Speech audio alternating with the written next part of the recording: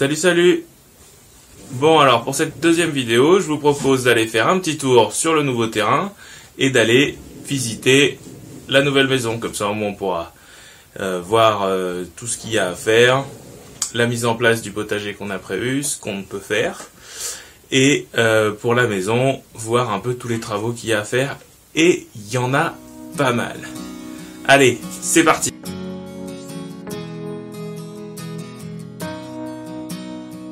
Alors, première étape dans la mise en place d'un projet, bien définir les critères. Notre premier critère de recherche, c'était le fait d'être dans le même département que la famille. Donc, un critère de localisation qui était vraiment très fort pour nous. Il fallait qu'on soit proche d'une ville moyenne, mais pas en ville.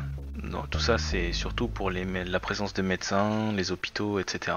Il fallait qu'on puisse faire de la culture et vivre en autonomie. Donc pour ça, il fallait un grand terrain, au moins 2500 m².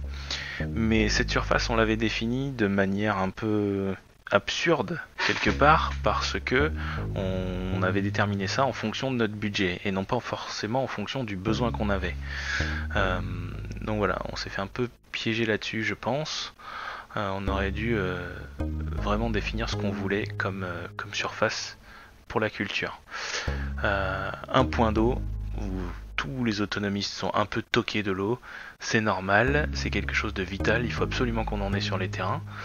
Du coup, il fallait qu'il y ait un point d'eau sur le terrain, un puits, un ruisseau, peu importe, ou au moins la possibilité qu'on puisse mettre une grosse cuve de récupération d'eau de pluie. Bon, pour la maison en elle-même, moi je voulais plutôt de l'ancien, pour la simple et bonne raison qu'avec 2 enfants, la construction perso, l'autoconstruction, ça paraissait vraiment très compliqué à gérer. Bon voilà, on voulait une maison d'à peu près 120 m² pour pouvoir faire des bureaux pro, mais pas trop grand pour le ménage. On voulait une cheminée ou un poêle, ou au moins un conduit d'évacuation de fumée qui y soit déjà, dans le cas où on prenait de l'ancien, évidemment. Bon, ça c'était pour les critères obligatoires. Maintenant, les plus qui pouvaient déclencher le coup de cœur, un conduit de fumée dans la cuisine pour pouvoir y mettre une cuisinière à bois, ça franchement, dans nos objectifs, de toute façon on aurait fait les travaux pour pouvoir le passer. S'il y était déjà, ça aurait été top quoi. La présence de panneaux solaires, pourquoi pas. Une serre, un poulailler, déjà des petits aménagements pour qu'on puisse se servir en arrivant sans avoir à les construire. Et pour moi, la présence d'un atelier, surtout, parce que j'avais déjà dans l'idée un peu de changer de métier, et donc je voulais me laisser la possibilité d'avoir un grand atelier. Une cave et un grenier, ça aurait été pas mal pour faire nos réserves. Maintenant, on va essayer de voir si ce qu'on a choisi correspond. Forcément, la localisation, puisque c'est les endroits où on a cherché, la localisation elle colle. Pour la culture, l'autonomie, le grand terrain, ce que je vous propose c'est de prendre un peu de hauteur et d'aller le voir. Il est tout en long et il fait 5100 m². Donc c'est 2 fois la surface à laquelle on s'attendait. Sur ce terrain, il y a la maison. Le long de la maison, il y a un appentis. Aujourd'hui, il y a du stockage de bois dedans. Et il y a un cabanon. Donc en termes de surface, on est très bon. On a 2 fois plus que ce qu'on voulait. C'est top. En termes de points d'eau, c'est pareil. Vous aurez noté qu'au bout du terrain, il y a un ruisseau. Et pour ceux qui ont vu la première vidéo, ils auront noté qu'il y a un puits à côté du cabanon. Donc c'est un double check. Pour la maison en elle-même, oui, on est dans de l'ancien. Oui, elle fait 120 m². Bon, en réalité, elle fait plus parce qu'elle fait 112 m² de plateau. Il y a un sous-sol, un rez-de-chaussée et des combles aménageables. Oui, il y a une cheminée, un conduit de fumée dans la cuisine. Il est là. Il y a même la cuisinière à bois qui est déjà branchée dessus et qu'on va certainement garder. Bon, il n'y a pas de panneau solaire, il n'y a pas de serre, il n'y a pas de poulailler. Il y a un atelier, une cave et un grenier. Alors, il y a un atelier aujourd'hui, c'est un grand garage que je vais transformer en atelier. Il y a une cave et il y a des combles aménageables, donc un grenier. Voilà, moi je trouve que ça colle quand même pas mal à ce qu'on voulait. Maintenant, entamons la visite. Je vous propose de commencer par les extérieurs en refaisant un tour avec la vidéo que vous avez peut-être déjà vue si vous avez vu la présentation de la chaîne. Donc on commence, on est tourné vers la route sur le bord du terrain. Je vous ai mis des petits pointillés pour suivre le chemin. Donc on est là, le long de la Panty. Et quand je me retourne, ce qu'on peut voir, c'est la fameuse bande d'herbe que j'ai mis sur le plan, qui en fait est une bande d'une deuxième parcelle qui a été rajoutée plus tard et qui est délimitée par une haie d'un côté et le terrain nu, enherbé de l'autre, qui va jusqu'au fond là-bas, jusqu'au ruisseau, avec l'espace forêt. Ensuite, j'avance. Ici, il y a un vieux tas de bois qui est là, qui nous attend, qui reste plus qu'à brûler. Donc ça c'est déjà pas mal. J'ai pas forcément de bois à faire pour la première année, sachant qu'il y en a plein sous la Panty et encore dans un autre lieu de stockage. Ensuite, j'ai remonté la butte. Alors je suis vraiment désolé, j'avais le soleil en pleine tête, je voyais pas ce qui se passait sur l'écran, du coup j'ai filmé un peu bas. Ici il y a des arbres sur la butte là qui sont assez bas, j'ai du mal à passer en dessous, donc je pense qu'ils vont disparaître. On fera certainement une espèce de pergola pour y faire pousser de la vigne. Ici la terrasse elle s'est un peu affaissée, il va falloir qu'on la refasse et on va en profiter certainement pour enterrer une cuve de récupération d'eau de pluie et de profiter de la gravité, comme la butte est un peu au-dessus du terrain, pour renvoyer tout le surplus dans une éventuelle mare en dessous. Ensuite j'ai redescendu la butte. Ce qu'on peut voir sur la droite c'est des arbres fruitiers, noyers, noisetiers je crois, enfin bon, il y a 2-3 choses. Et il y a certains qui font des marcotages comme ça, non sauf que je sais pas si c'est un porte-greffe qui repart ou si c'est le fruitier en lui-même. Ici donc en fait sur toute la bordure droite il y a des arbres fruitiers. Et dans le terrain, il y a aussi des arbres fruitiers qui sont plantés là, ils sont pas tout jeunes et c'est pareil, il y a des marcotages qui repartent. Ici c'était une zone potagère, l'ancien propriétaire faisait son potager ici, alors il y a des petites dalles en béton pour marcher, etc. Tout ça, il va falloir que ça dégage. Ici on a un beau début de verger, disons. On va replanter, nous, des arbres fruitiers dans cette partie-là et on va essayer de faire des planches de culture à l'ombre du coup. Un cabanon de jardin. Moi je me souviens plus exactement ce que je racontais pour l'avoir filmé si longtemps. Et là où ça a achevé de nous convaincre, le puits. Le puits parce que ça c'est vraiment quelque chose d'extraordinaire sur un terrain pour pouvoir faire de la culture. Avoir un point d'eau comme ça c'est juste génial. Bon là il faut que je le vide, faudra que je le nettoie un peu. Et voilà. Et pour finir, la dernière zone, donc qui sera la zone la plus éloignée de la maison et en zone non touchée, qui est un espace un peu forêt. D'ailleurs on voit le sol est quasi forestier, et c'est l'espace où je ferai mon bois pour l'hiver. Maintenant, une fois qu'on aura déménagé, comment est-ce que nous on envisage d'aménager cet espace extérieur? On va certainement remettre des fruitiers ici, donc faire une haie fruitière, déjà pour délimiter le terrain vis-à-vis du voisin, et puis avoir une zone de plus avec des fruitiers. On va déjà se définir des zones de passage pour faire un petit chemin pour nous emmener au moins jusqu'au puits et au cabanon. Le premier truc qu'en général on fait en permaculture, c'est mettre une mare. Donc certainement qu'on va la mettre là, pas loin du puits, histoire d'avoir un accès à l'eau rapide. Et puis, comme je disais, le surplus qui va venir de la cuve, on pourra le faire aller directement dans la mare. Moi, je réexplique pas le zonage en permaculture, il y en a d'autres qui font ça très bien, notamment le Jardin des Merveilles a sorti une vidéo il y a pas longtemps là-dessus. Vous pourrez aller voir. Du coup, pas loin de la maison, on va mettre un poulailler et le parcours des poules assez grand sous les fruitiers. Alors en essayant de faire en sorte que les fruitiers soient assez grands pour qu'elles les détruisent pas. Voilà, et une idée que j'aime bien, c'est de mettre une mare chez les poules, histoire de ne pas avoir à leur rapporter de l'eau tous les jours. et voilà, qu'elle se débrouille un peu toute seule. Coller la serre au poulailler pour réutiliser les excréments et la paille qu'elles ont commencé à dégrader directement dans la serre. Voilà, et puis leur apporter un peu de chaleur en hiver et avec le chauffage par la serre, au moins la journée quoi. Et puis ça permet d'avoir la serre pas très loin. Alors il y a juste un petit problème, c'est qu'ici il y a des arbres et il faut voir à quel point ça va faire de l'ombre à la serre en hiver ou pas, sachant que c'est des feuillus qui perdent leurs feuilles. Bon, on verra, on va observer le terrain la première année et puis on se décidera en définitif, je pense au printemps prochain. Une fois qu'on aura fait ça, et ça a déjà pas mal de boulot, sachant que il y a aussi toute la maison à retaper, l'intérieur, et ben on pourra faire des zones de culture, encore d'autres zones de culture, toujours des zones de culture, plein de zones de culture partout.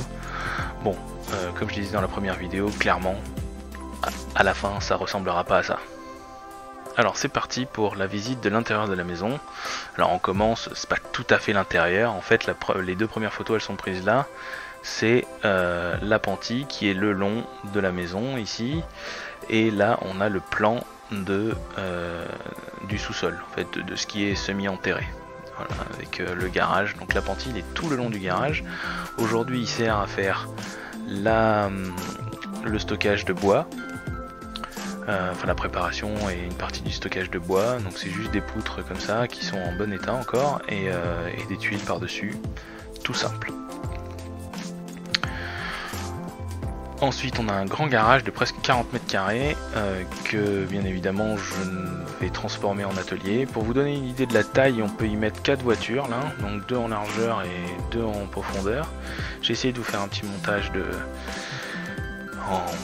en panorama, donc il y a déjà un petit établi ici et voilà, on va transformer tout ça. Je pense que j'aurai la place pour faire mes réalisations. Ici un couloir que j'ai appelé sas parce qu'en fait certainement qu'on va bien souvent rentrer par la partie garage atelier. Et bon, alors aujourd'hui il y a des étagères, mais je pense que nous on va en faire un dressing manteau, etc. Donc dans la partie gauche ici, qui est en bas sur le plan, c'est la partie buanderie. Il y a un toilette, une douche, voilà, il y a des points d'eau. On va voir ce qu'on va en faire, certainement ça va devenir la chaufferie. Derrière la porte ici, donc qui est la cave là de presque 19 mètres carrés, et ben on va pouvoir y stocker tout plein de choses. Donc ici quelques photos de la buanderie, rien de bien exceptionnel, et la cave. Et dans cette cave il y a des petits trésors. Bon, l'alcool évidemment va disparaître, non pas que je vais le boire, mais l'ancien propriétaire va le récupérer.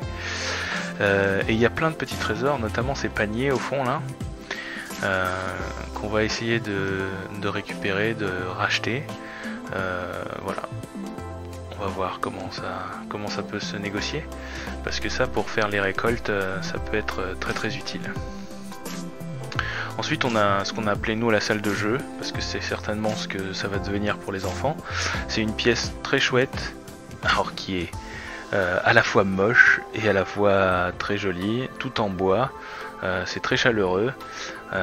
Moi franchement ça m'a donné envie de faire des parties de jeux de rôle là-dedans, de fermer les portes, de me mettre autour d'une table avec mes potes et de lancer les dés jusqu'à 4h du mat quoi. Voilà, franchement ça donne un charme fou. Ensuite ici il y a une chambre. Bon, je sais pas trop ce qu'on va en faire nous, mais voilà, une zone de stockage certainement. Bon, alors là il y a de la moquette au sol, au mur, c'est juste un enfer, mais bon, on va voir ce qu'on en fait. Les escaliers qui montent au rez-de-chaussée, donc qui sont ici, et qui donnent dans une partie entrée. Donc voilà, ici avec un œil de bœuf pour voir l'extérieur et l'entrée, et un couloir avec déjà des grands placards. Ensuite on a ici ce qu'on a appelé la chambre 3 et qui va devenir un bureau. C'est une petite chambre avec un placard au fond. La cuisine, Donc une grande cuisine de 20 mètres carrés où il y a déjà une table et des bancs, certainement qu'on gardera un système comme ça. Par contre, tout ce qui est là au milieu là, qui prend énormément de place, où j'arrive quasiment pas à passer dans l'espace entre le mur et le meuble du frigo là, tout ça, ça va dégager. Je vais faire un bel îlot central. On va refaire tous les meubles qui sont en formica là-bas. Je vais les refaire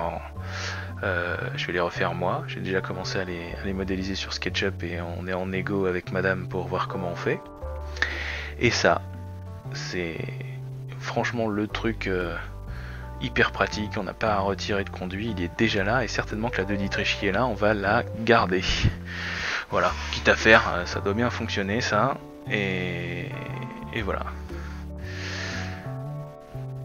Ici la partie salon avec une cheminée.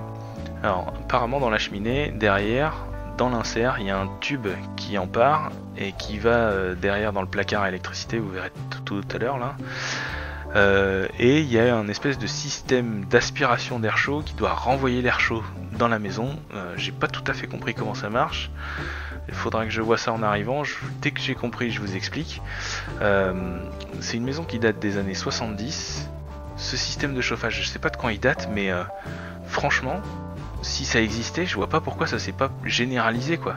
Un truc où ça pulse de l'air chaud de la cheminée à travers la maison, franchement, c'est juste génial. Du coup, bon, faut que je vérifie quand même comment ça fonctionne. Si c'est ça, je vous raconterai. Au fond du salon, enfin qui aujourd'hui est le salon, on a la salle à manger. Voilà. Bon, nous on va inverser un salon salle à manger. Ici on se retrouve donc de l'autre côté du salon dans le dégagement. Donc derrière la porte blanche ici il y a toute l'électricité et ce fameux système de pulsation d'air chaud là.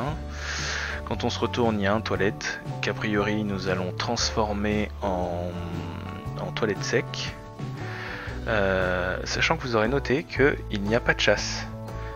C'est une particularité en Alsace, a priori, c'est pas la première fois que je vois ça.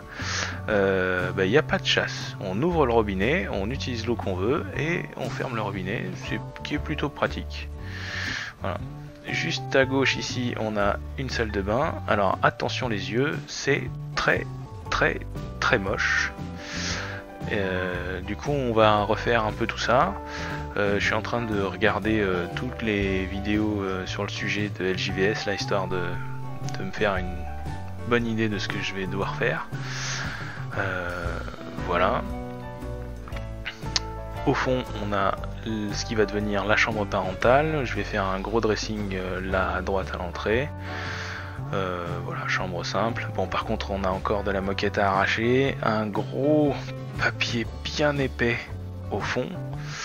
Alors ce que vous voyez là-bas au fond là, c'est pas des cadres d'humidité, c'est des cadres, parce qu'il y avait des cadres en fait. Voilà, apparemment c'est simplement ça. Bon, on va voir quand on va enlever. J'espère que c'est pas des plaques de liège et de l'humidité qui passe à travers les plaques de liège, parce que c'est quand même très régulier moi je trouve, mais bon. En fait on le voit très bien sur la photo, on le voit pas forcément en vrai. Ensuite, ici, une grande chambre de 15 mètres carrés qui sera la chambre des enfants, certainement. Alors, on va les mettre tous les deux là, pendant qu'ils seront petits, et quand ils seront ados, ils iront dans les combles. Je leur aménagerai ça, mais bon, pas tout de suite, hein. Ça c'est pour plus tard. À moins qu'il fasse froid dans la maison, et à ce moment-là, je ferai déjà l'isolation. Mais le reste, on verra plus tard. Voilà, donc ici on a fait quelques essais d'aménagement. Voilà, donc un bureau, la cuisine, comme ça, vachement plus ouverte, avec un îlot central et tout en coin là. Donc on échange, on met la salle à manger ici, le salon au fond un peu plus cosy. Une chambre parentale. Alors oui, le lit est dans l'autre sens par rapport à ce qu'il est aujourd'hui, parce que les prises sont de ce côté-là. Et puis en termes de circulation, c'est vachement mieux avec le dressing de ce côté-là. Voilà, et la chambre des enfants. Des photos de l'extérieur. pour finir notre petit tour de la maison. Voilà, donc ça c'est côté rue. Bon, c'est fini pour aujourd'hui. Si vous voulez continuer à suivre le projet, vous pouvez vous abonner. Nous, on n'a rien à vendre, on fait ça uniquement pour partager nos aventures, essayer d'échanger avec vous sur les façons de faire, les méthodes, voilà, et montrer que on peut le faire même avec des enfants, que ça va pas les traumatiser, et voilà, on peut y arriver. Allez, à la prochaine!